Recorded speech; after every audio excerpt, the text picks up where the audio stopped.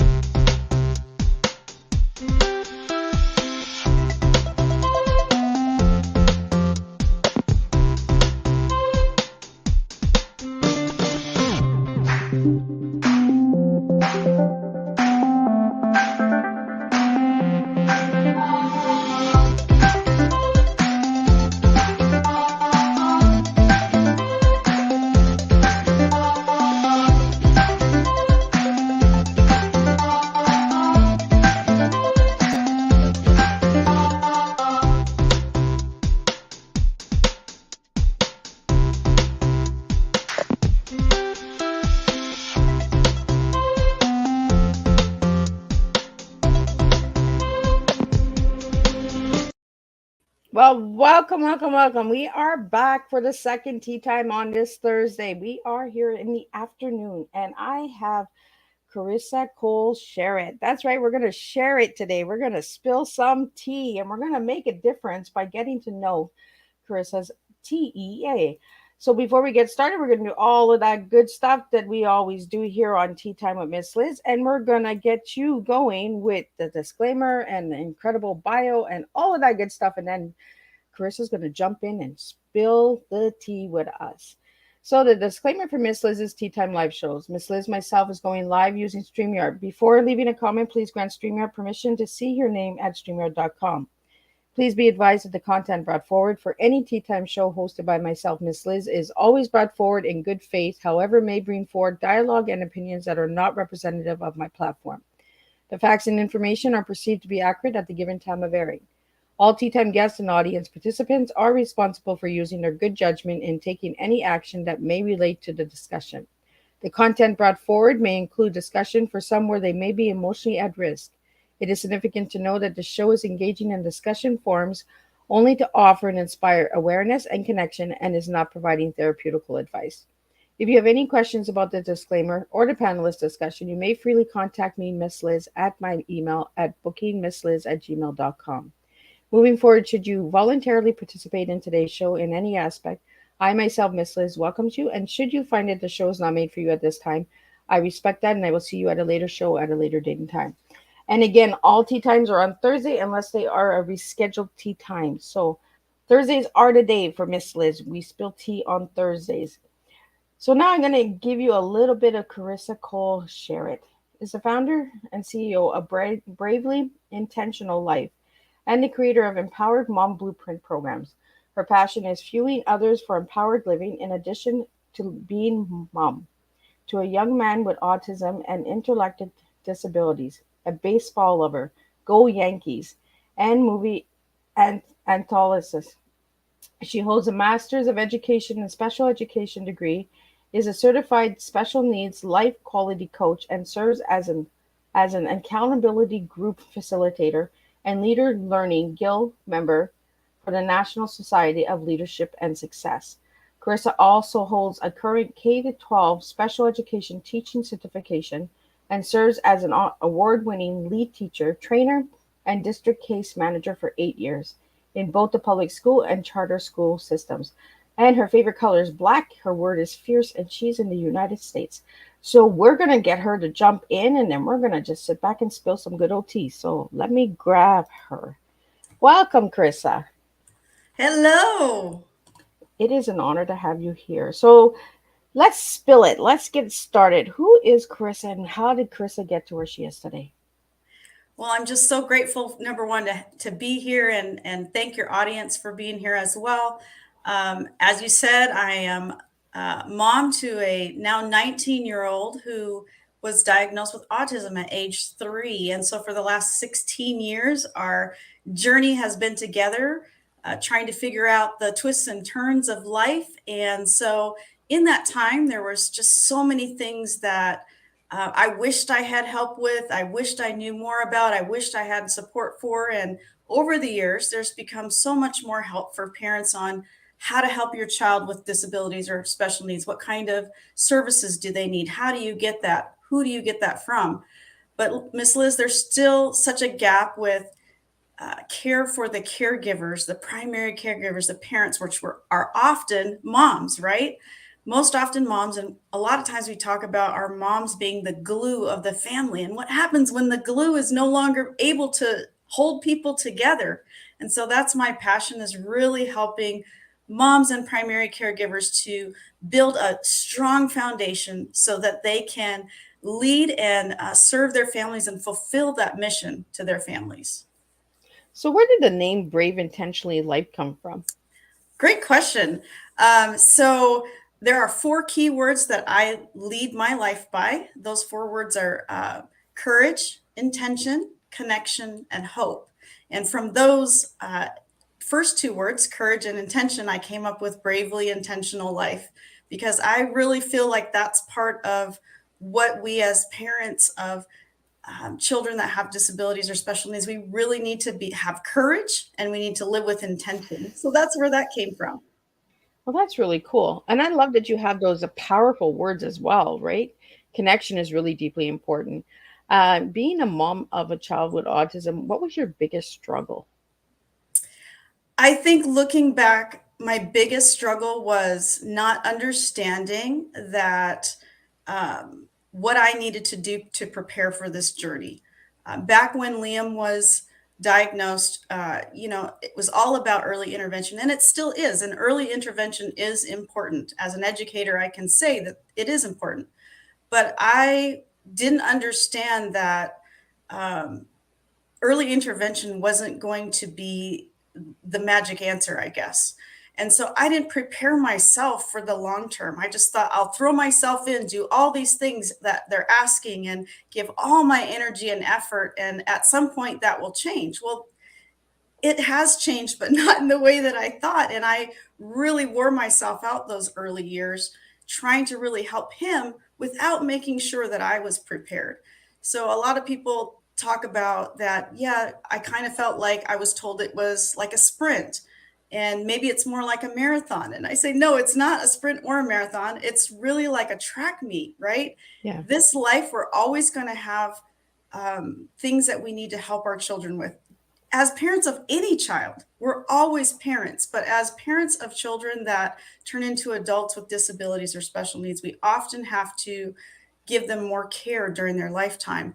And so for me, I try to relate it to a track meet. We have to show up, we have to do a lot of different events, we have to have a lot of different skills, and we have to have the endurance to make it through that. And if we're not prepared ourselves, we really can't help our children long term. I've met so many parents. I mostly taught in the middle and high school levels, so from 12 to 18. And the parents that I met in those classrooms with those children were just exhausted because, like me, they had given so much up front without a thought for what to do. Life doesn't end at 18, right? So they had a lot of life left to do. And that's why I'm so impassioned to try to help parents figure out how to prepare themselves for the journey ahead. So we have a question here for you, Carisa. Being a mom of a 19-year-old autism boy, where did you find the early prevention? So it depends on what state you're in or what country you're in. You'll need to look at what options you have. In the United States, there is definitely a program for early finding out early. So you need to go to your local school district and they can test your child if you're concerned with some of the things that you're seeing. That is mandated federally. In other countries, there's other ways to do that. But if you need somewhere to start, go to your pediatrician and ask for some help. And we have another question here for you. Being that you are a mom of a a son of autism, did that get you into the field you are today? Absolutely. Definitely. I didn't really know much about any types of disabilities growing up.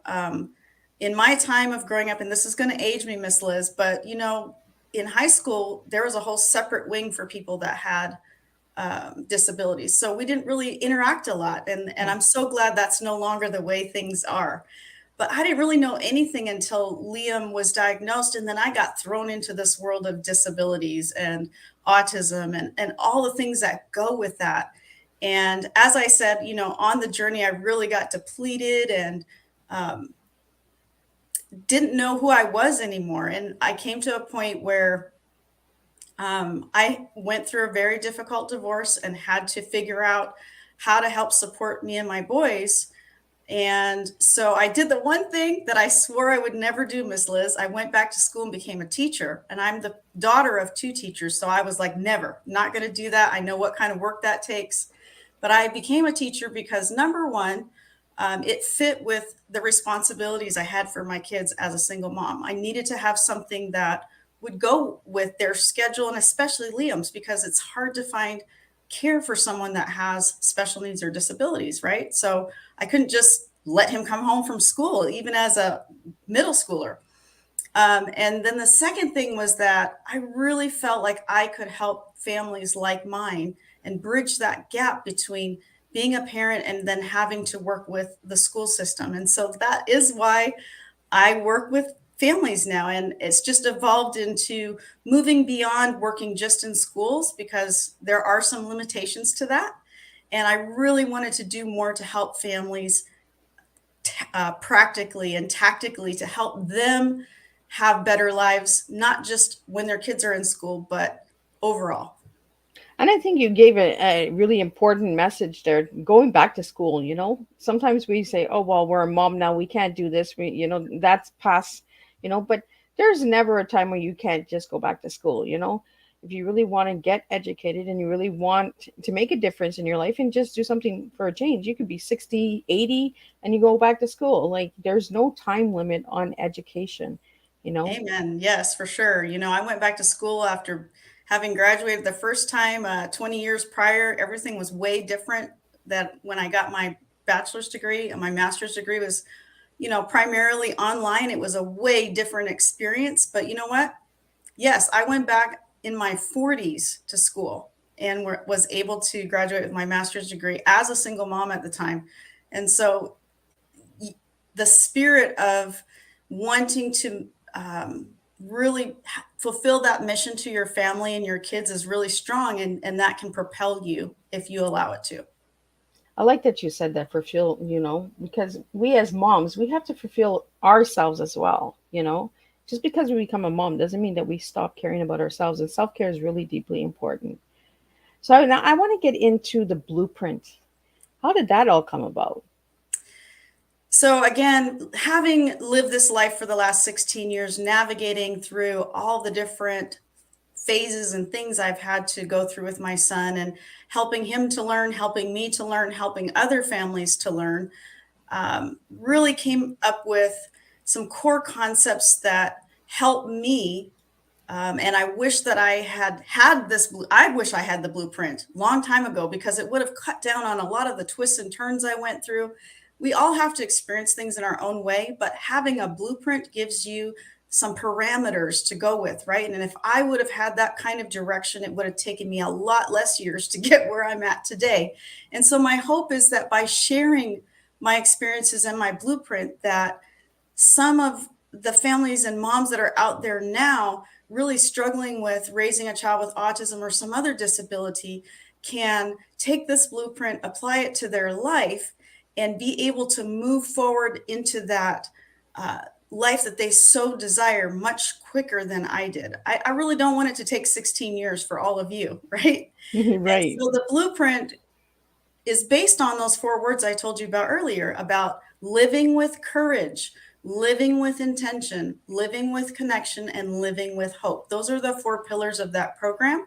Courage really talks about taking a look at where you're at right now, being honest with yourself, being open and having the courage to change, and then letting go of things like guilt of what you may have wished you'd done different. You know, when you know better, do better, but you didn't know. So that's okay. Forgive yourself for that, for stopping that inner critic that's always telling you you're not doing enough.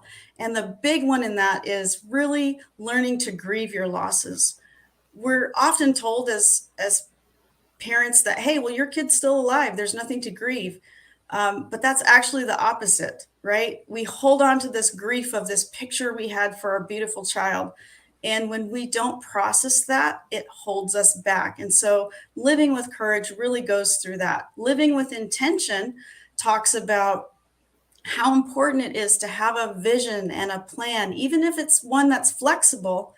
You can't expect life to get better or meet the dream that you have or the vision if you don't have a vision, if you're just aimlessly walking around doing stuff. And a lot of times, as parents with children that have disabilities or special needs, we're just so busy and so caught up in things, we just don't feel like we have any energy for that. Again, the opposite is true. When we have a vision, when we have a plan, that actually energizes us to do the things that move us forward into the future. So living with intention talks about how can we do that? What systems and parameters can we set up in our life to help us to live with intention?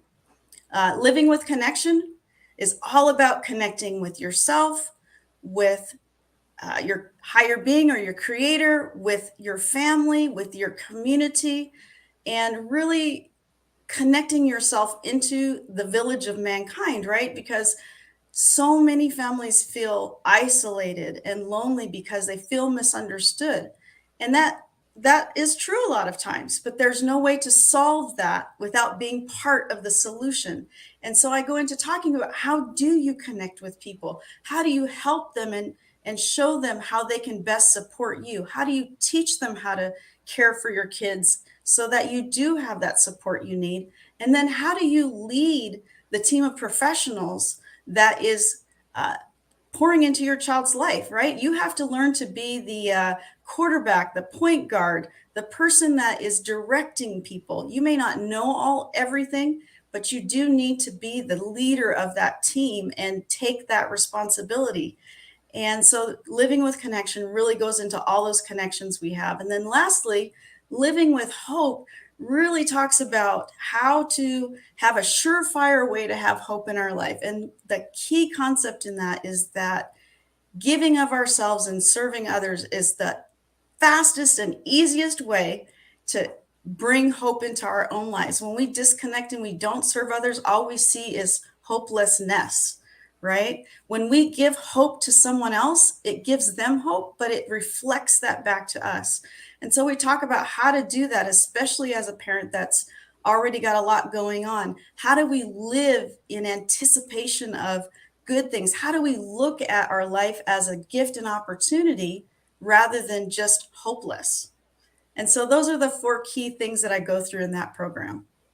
Well, we were kind of saying that in the backstage before we even went live, is that, by giving and sharing our different teas in the world, not every cup of tea is going to be something that resonates with us, but maybe a week later, that tea that we shared might resonate with that person that it didn't resonate with, because at that moment, that's where they are and the stages that they are.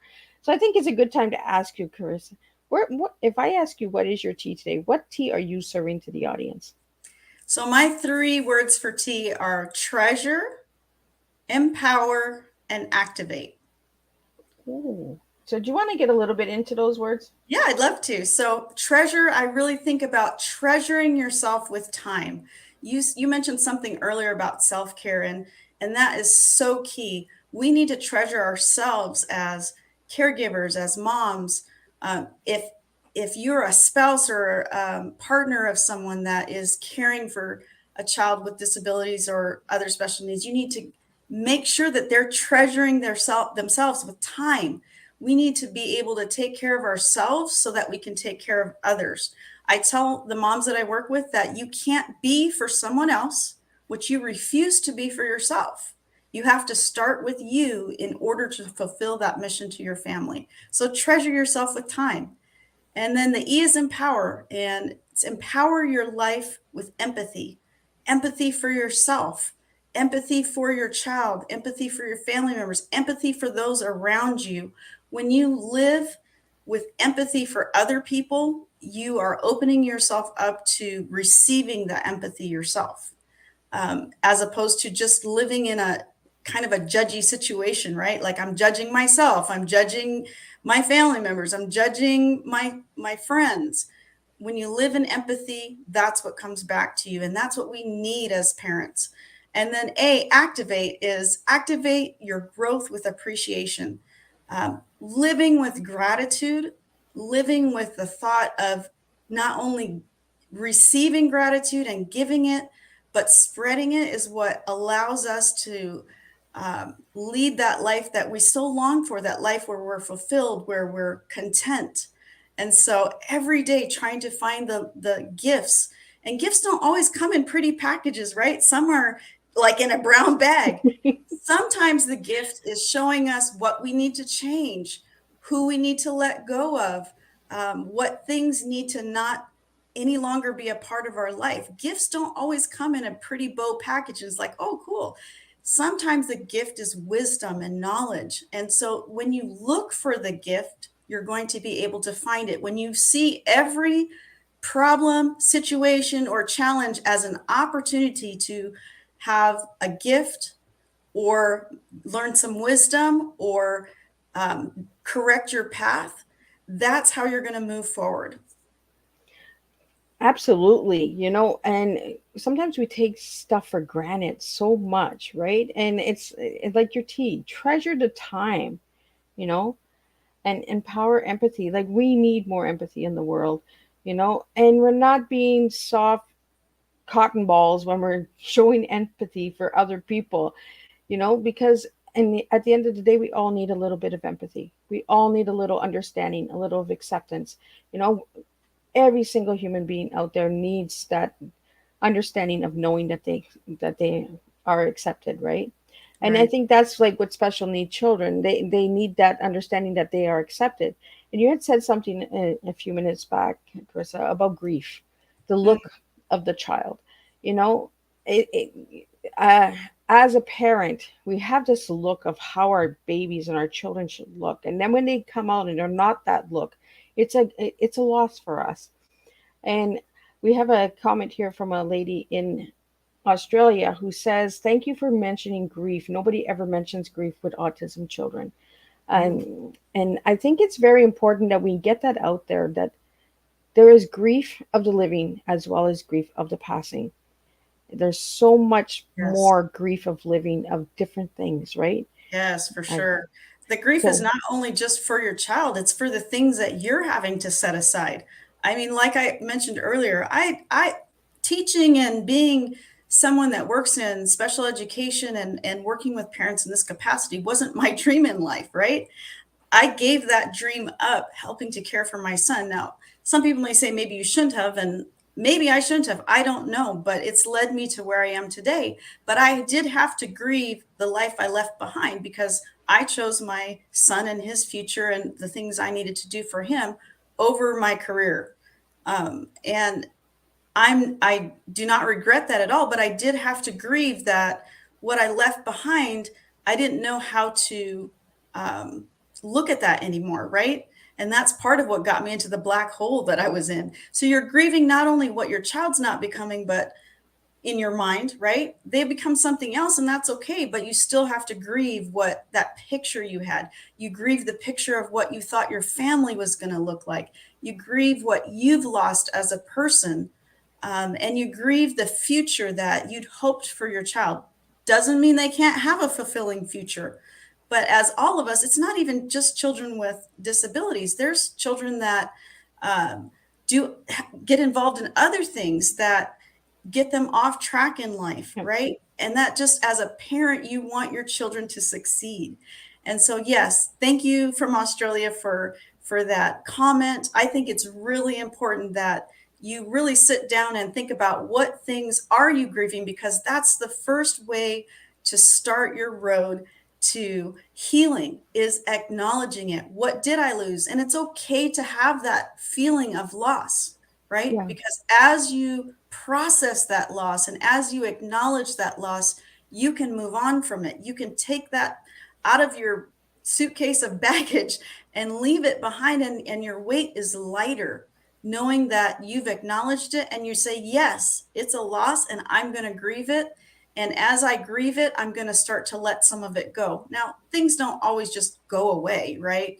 But as we continue to process that throughout our life, we're able to be healed and move forward from it. And as I said earlier, see it as a gift or opportunity. For many years, I didn't see my son's disability as an opportunity.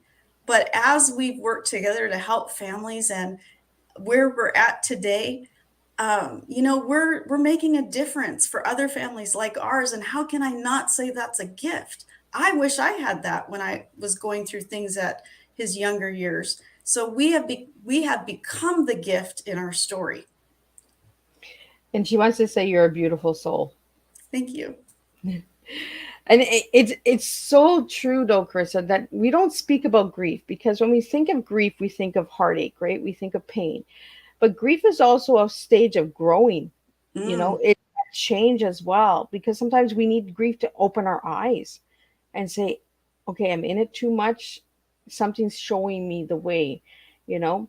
And I feel that we really need to bring that to the table more, is speaking of grief of the living, grief hmm. of things that we live with, not only put grief, the title on passing, you know. Yes. I think we really open up some doors like that. So maybe that's something that, you can think about and you can add to the blueprint. And, maybe there are Yes. moms out there that are scared to mention and talk about that grief, you Yeah. know. We have a So, whole module in that in the Courage to Change section that really goes into grieving, and not just like you're saying, grieving the living things, grieving even moving from one place to another can be a loss to some degree.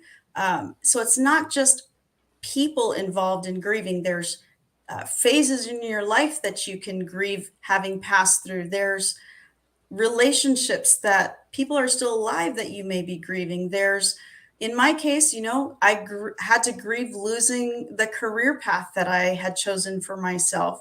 Yes, I chose a different way, but I still had to grieve what I'd left behind. And so there are so many things that are encompassed in grieving that people don't understand need to be acknowledged and that are holding them back. Those negative feelings are sabotaging our life. It's like when you have a hot stove and you put your hand on it and you feel that pain, do you just keep your hand there to no, feel you the move pain over and it. over? You take it off, right? And that's the same thing with our negative emotions. Negative emotions are there to alert us that something needs to be addressed, something needs to be heard.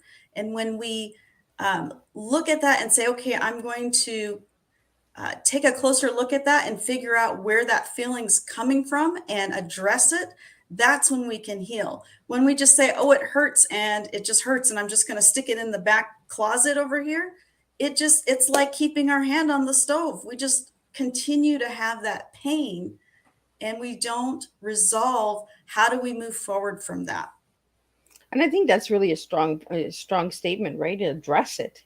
Like, if we just keep hiding it and hoping that it's going to go away, it's not going to go away. you know like you said, like, put your hand on the stove, that burn mark is still going to be on that hand, so you're going to have to take care of that hand. So I think we really need to slow down and just process things in a different way. And we need negative in order for positive, but we don't need to stay in the negative. We can move Yes. into the positive.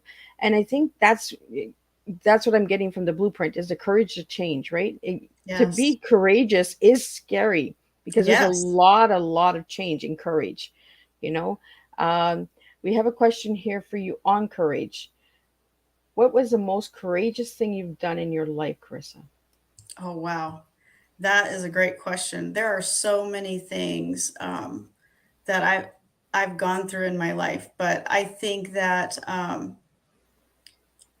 really being able to take this leap this last year. So it's always been so easy to help parents through other people, through the school system, through people I know, and to take everything I've learned, to be vulnerable with my story, to be willing to share that with other people, to give them courage, to give them hope, has been one of the, I wouldn't say hard, but one of the most courageous things I've done, because you allow yourself to be opened up to other people, to see who you are on the inside, right? And see all the flaws and all the things that you went through, because you can, in our world today on social media, you can just look pretty and nice and have all these filters and make your life look amazing. And I'm here to say that's not real life, right? I've gone through a lot of challenges in my life to get where I'm at today. But being able to share that with other people, and to do that with an open heart, trusting that um, I'm sure there's going to be some ugly people out there. That's just how our world is. But trusting that the message that I'm trying to share is going to reach the hearts of the people that really need it, right? And that I can help them in some way, has been probably the biggest act of courage I've had to do. Well, thank you so much for sharing that, and thank you for the amazing question. I love when the audience comes in and gives me these powerful questions. I'm just like, whoa, that's what I want to hear. So thank you again for that question, um, Carissa. I want to get into the Yankees because your son's a big Yankee fan, and I've been following you because that's what I do is I follow my guests, and I see a lot of Yankee stuff. So, what is the Yankees to your son and to you? I had to laugh when you when I was backstage and you had to say that out of my On your out of my bio? bio. I had to giggle a little bit, because if you're not a Yankees fan, you could be a Yankees not fan, like completely on the other side. And that's like gritting to people, right? But I grew up here in Arizona, and we didn't have a baseball team growing up at all. And I really loved watching, especially Derek Jeter play. For those of you who know any Yankees players, Derek Jeter is now a Hall of Famer. He was a shortstop for the Yankees. And so my older son and I started following Derek early in his career. And we were both big Yankees fans throughout my oldest son's life. And he actually is now a professional baseball player. He's working his way through the minor leagues, but yeah, he's a professional baseball player. So what was really cool is last year he actually was in the minor league system for the Yankees, and so that was fulfilling a childhood dream for him. He got to go to big league spring training with the Yankees and put on that pinstripe uniform, and it was just such a all, coming full circle moment to see him out there on the field fulfilling his childhood dream. And that's what we as parents really want, right? We want to fulfill that mission of giving into our children and letting them see their potential. And it goes back to what we talked about earlier, Miss Liz. We can't do that if we're giving from an empty cup, right? If we're not taking care of ourselves, we can't do that for the people we love. And it's so easy when you have other children in your family that don't have a disability or a special need, for them to kind of get sidelined by all the needs that your child has that does have a disability or special need. And I could have, and I definitely wasn't a perfect parent. There were definitely years, like I said, early on, especially, when I did put a lot of my time and attention to my younger son.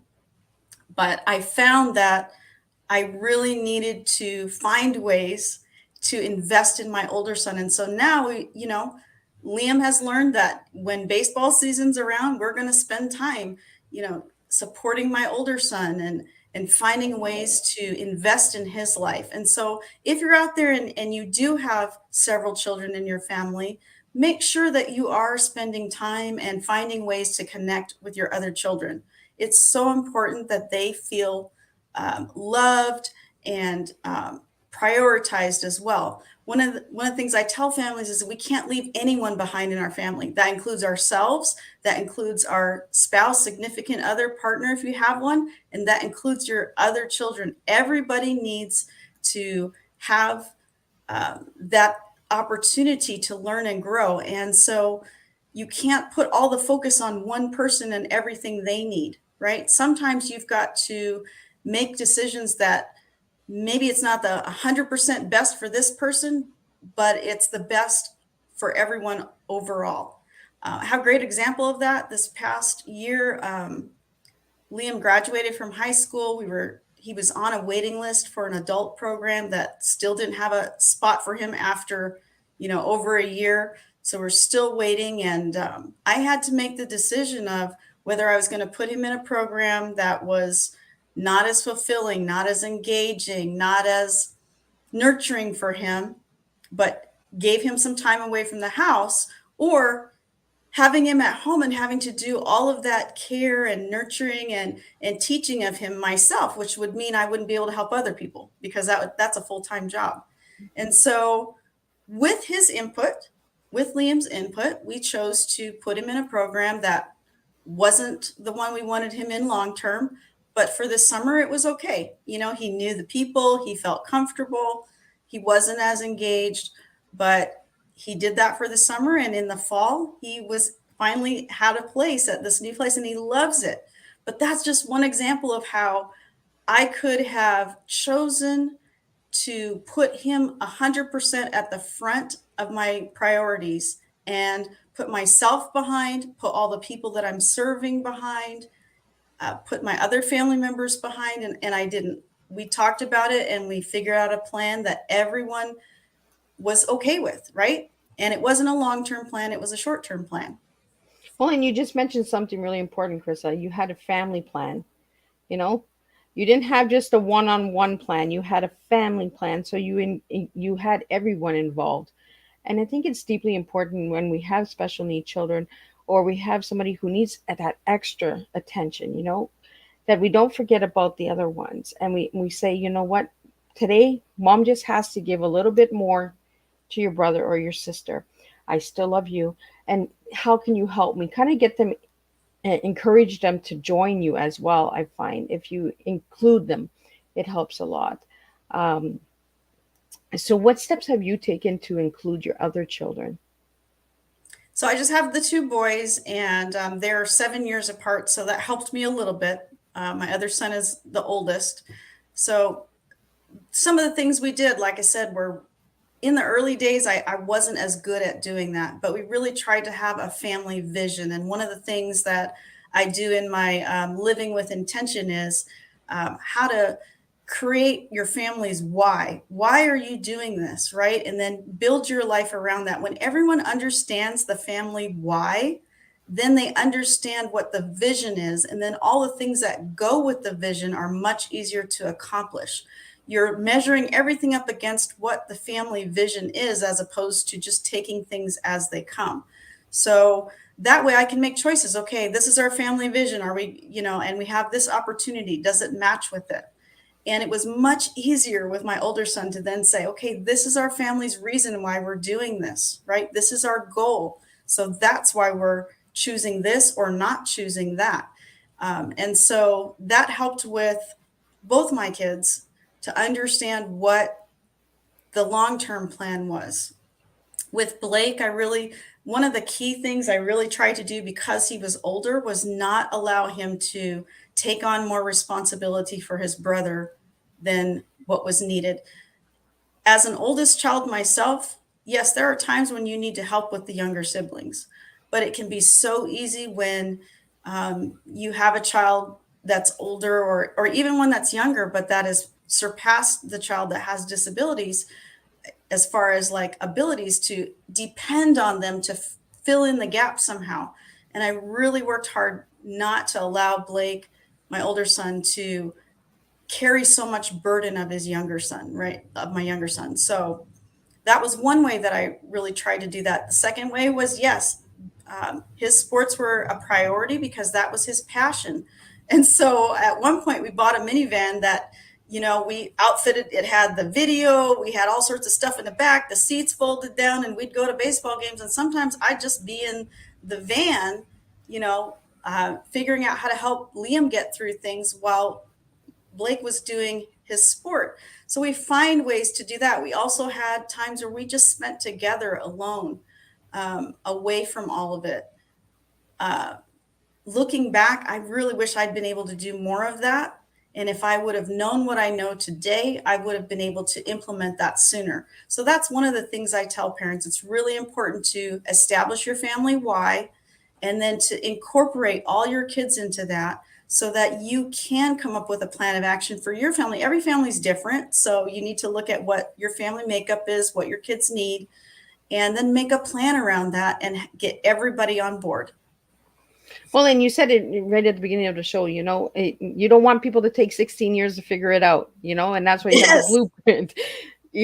So to get to understand the blueprint a little bit more, Carisa, how do people go about that? So the easiest way is just to go to my website and book in a call with me, and I can definitely meet with you one-on-one to talk about it. You can also see on the website a little bit more information about the blueprint.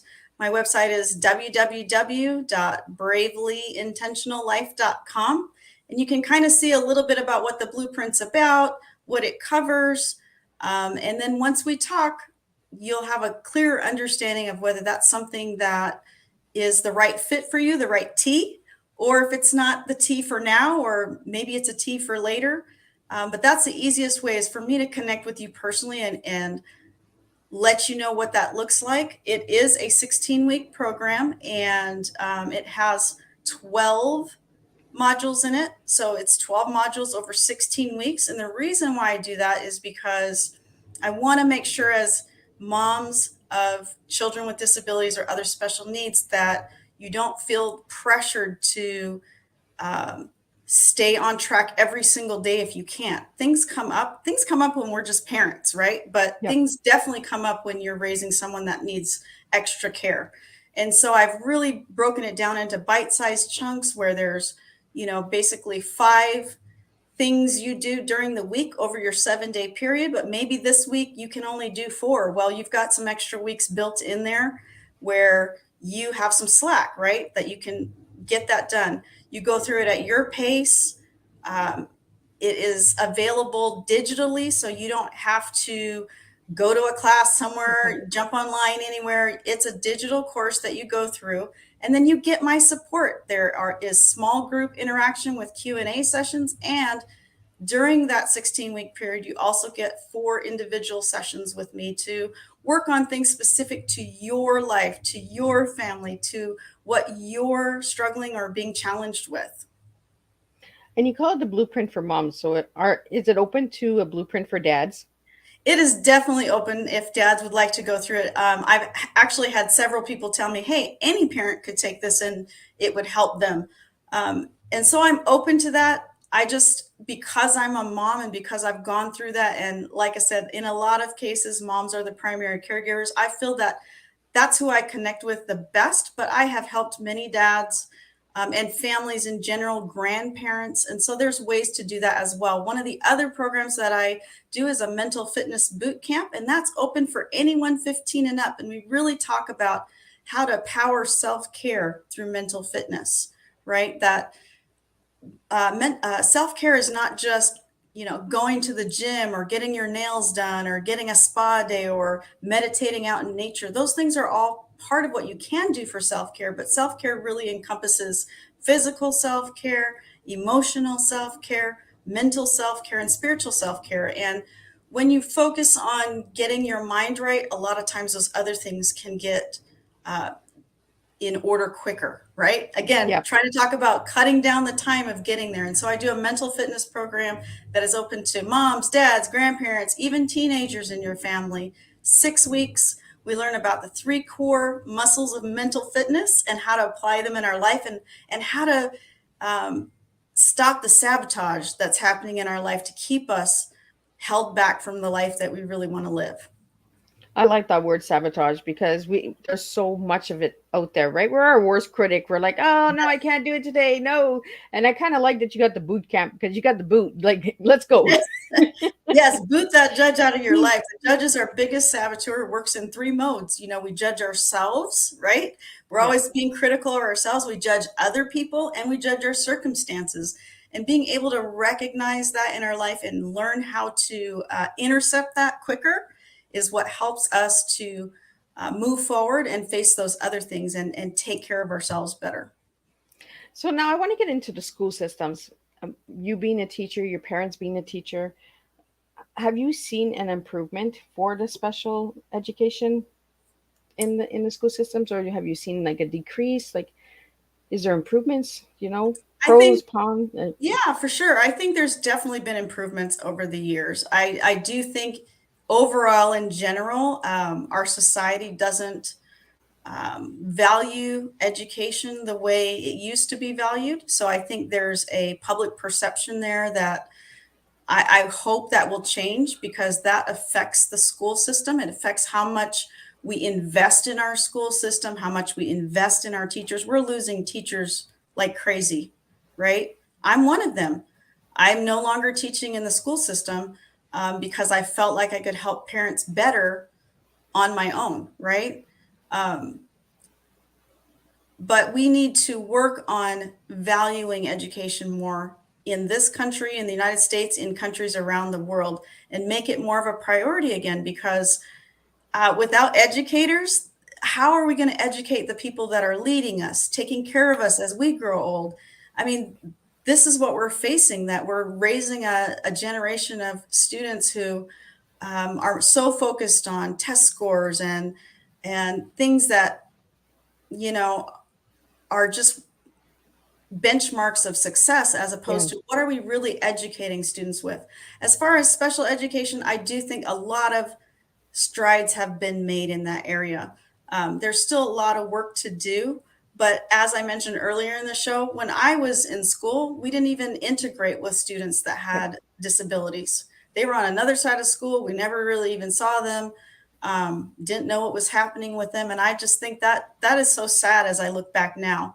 And so one of the initiatives that I had when I was in the school system was I created a peer tutoring program where students from the general education population would come into my classroom every single period of the day. I was working in middle school, and they'd work alongside my students that had disabilities, and their whole grade for that class was based on them interacting and learning how to help my students. And it was so amazing to see the bonds that people formed, even with students that were nonverbal, that were, had difficulties learning. It really opened up people's eyes to, wow, look at the effort they're putting towards learning. If I only put half of that much effort, I'd probably be doing really great in school. And so those types of programs that we have in school now are much better for helping not only the students that have disabilities, but our general education population to understand better what are the struggles, how can I support, what do I need to know, what empathy can I show. And it just warms my heart, Miss Liz. The last couple of years, uh, we've run into former peer tutors of mine out in the community, and they still recognize my son, they recognize me, and they talk about how that experience really changed their life and how they treat people out in public now, and how they can identify that, hey, maybe that person just has a challenge that they need some support or empathy with, as opposed to me judging why they're acting a certain way or unable to do something. And so in that way, I feel like our education system is doing better with um, bringing awareness, knowledge, compassion, empathy, and working together into the school system. And the only way that that can keep happening is, once again, if we're supporting education, if we're investing in education, because um, we're already short in the United States for sure. Tons of special education teachers. It's a hard, challenging role to be in. And when we're not taking care of our teachers, making sure that they're making a livable wage, giving them the support and the supplies that they need, it makes it really hard to want to keep doing that job day in and day out. And so, I just again appeal to people: support your school districts, support the legislation that helps to invest in them if you want to have a strong education system and raise kids that are a benefit to our society, that give back to the people that they live around and with in their community. Well, I'm really glad that you brought that up, Krista. Appreciation. And you said that in your tea, activate the appreciation, be grateful. And I think that the teachers are so unappreciated, that they do get frustrated and they're like, well, what am I here for? What impact am I actually making? So we really need to start appreciating the teachers, because teachers have the hardest job out there. they're doing this because of passion. Well, 95% of the teachers are. We do have that 5% where it's just a job for them, and but the 95 that are there with the heart and the passion, let's appreciate them and let's say thank you. So if you know of a teacher that is doing special ed or special education out there, just say thank you. Just go up and say thank you, because I bet you that's going to make a big difference. uh, you know. And Chris, I really want to just thank you for what you've done and the services that you've done. And as a mom, so thank you from a mom to a mom for what you're doing. It really means a lot. And I'm gonna get all teary eyed because that's what I do. Is I just get all Oh, emotional. well, thank you. I appreciate it. And yes, I second your call for action, which is, appreciate any teacher and ask them what do they need to help support them. So many times as teachers, we're spending our own money to get just everyday type of supplies. Ask them what they need. Get something for them that they actually can use. I know it's so cool to like give all these cutesy little gifts for Christmas or whatever. Sometimes really what a teacher needs is like some classroom supplies or a gift card to Amazon. Or one of the places that I always went to was Teachers Pay Teachers, where teachers put, things that they had put together in a place where other teachers could purchase and use them. Ask teachers what they need, right? Yes, it's cool to get cute gifts, but when I'm spending money out of my own pocket to help your child, it would be great to have some support in that area. And so, yes, say thank you. Don't give the Starbucks gift card. I mean, that's cool, but Yeah, ask them what we they get a coffee need. at another time, and maybe we don't need that coffee because we need to be a little. I need some glue this week, right? I need glue sticks, or ask the teachers what they need and be willing to support them, even if it's just a little bit at a time. But that is so much more meaningful because you're not only giving to the teachers, you're giving to the kids, right? So you get a double gift in just giving that way. And I like that you say that, because for the teachers out there, most of them are putting from out of pocket to create all of these inventions and activities for your children and all of that. We as parents, we don't sometimes see that. So we just think, oh, the school system has that, the school covers that. The schools don't cover any of that extra stuff. So it's all the teachers from the heart and the passion that's saying, you know what, I want to teach my students a different way. So I'm going to go and I'm going to buy that extra $50 worth of supplies, to have that activity in my classroom.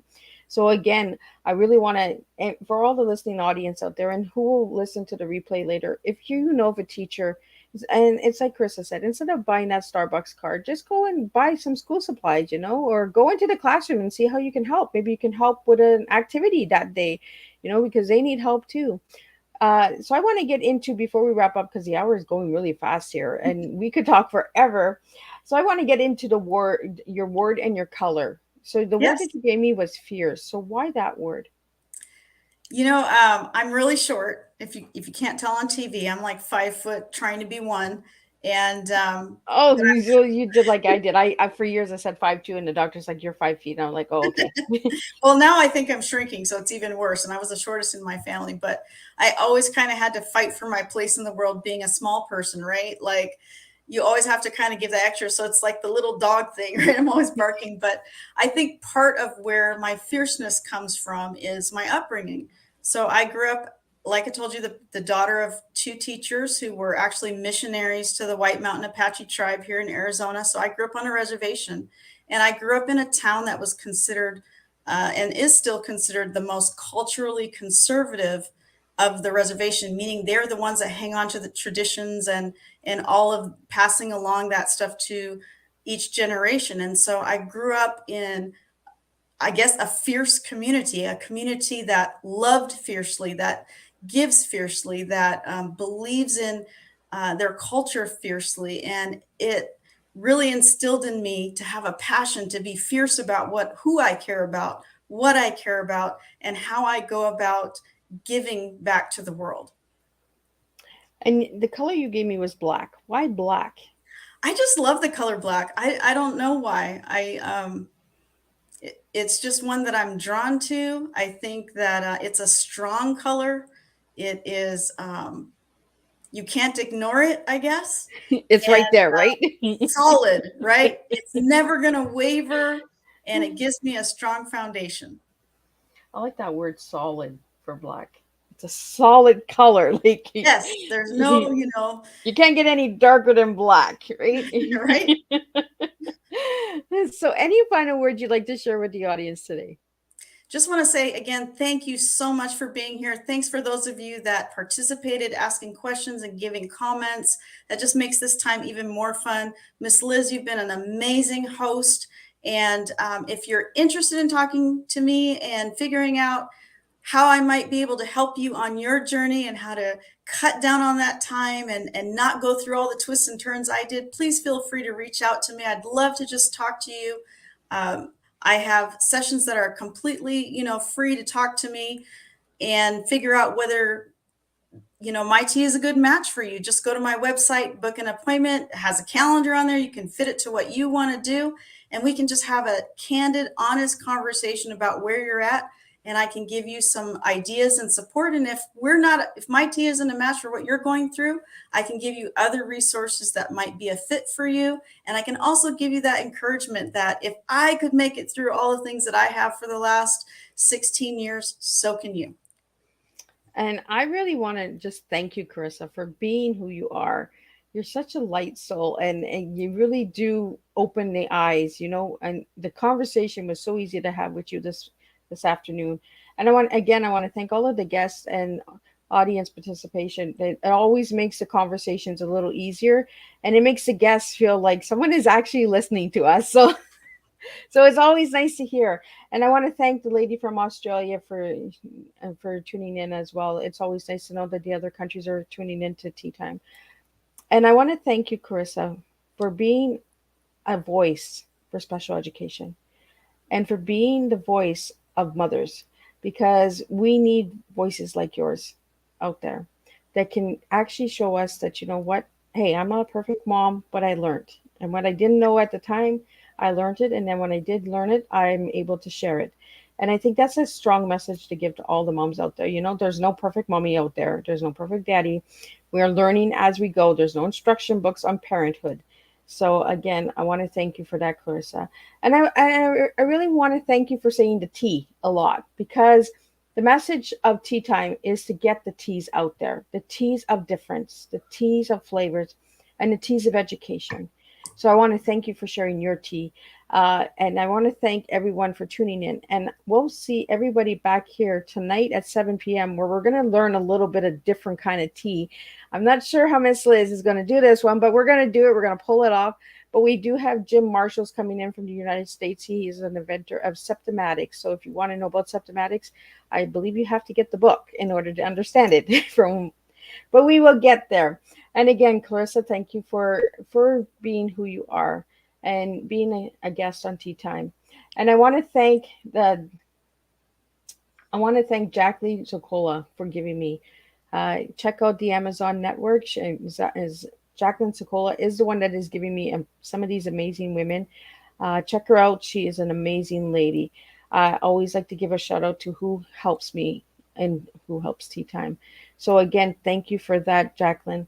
And I want to thank the audience for tuning in, because Thursdays are a busy day. We have morning, afternoon, and evening. And tonight is one last time. And then also tonight, I'll be releasing the April guests. So stay tuned for that. There's a lot of incredible women and men that are going to be joining me in April as well. So again, thank you for that. And I'm going to wrap it up, and I'm going to have a little chit chat with Carisa in the back. And I will see everybody back here tonight at 7 p.m. Eastern Standard Time. And if you'd like to leave your questions with Miss Liz and you don't want to leave them in the comments, you can directly email them to me or send them directly to Miss Liz's Facebook page, as most of you have been doing lately. So thank you again for that. And I will see everybody tonight at 7 p.m. Eastern Standard Time with a new cup of TEA for all of you.